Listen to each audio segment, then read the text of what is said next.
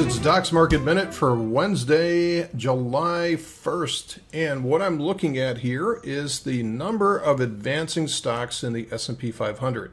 So I've got one symbol that's the advancers. I've got one symbol that's the decliners. The two numbers will add up to roughly 500 because during the day, there's going to be some stocks that absolutely close flat for the day. But generally, if you're seeing something where currently right now we're showing 420 advancing stocks out of 500 right now, so that's a strong bullish day. But what I want to call your attention to is something that we saw on Monday. And on Monday we had a value down here that was below 10, and actually let's see what that value was. That was a closing value of 5. So we had 5 advancing stocks on the day on Monday, and that shows you how much panic there was, where basically 495 stocks were closing lower on the day.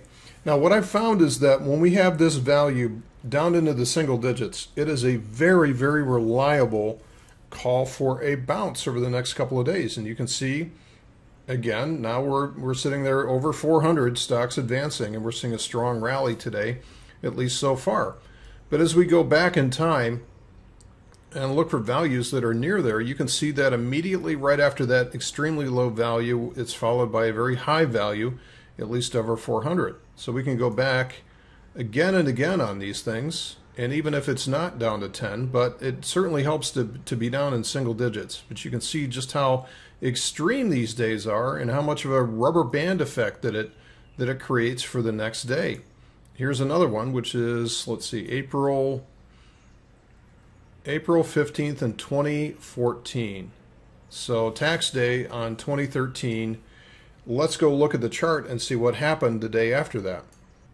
Okay, over to the S&P, and here's the daily chart here on the left hand or the right hand side. Okay, and you can see that this big red candle here was the 15th, so that's where we had that very, very low value and nasty day on the S&P, especially after a big uptrend.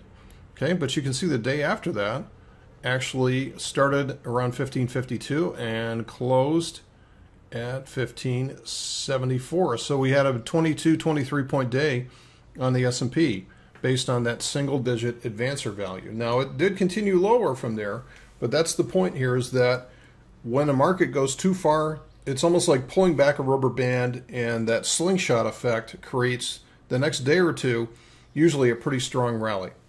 So that's it for today's Market Minute. Thanks for listening, folks. We'll see you tomorrow.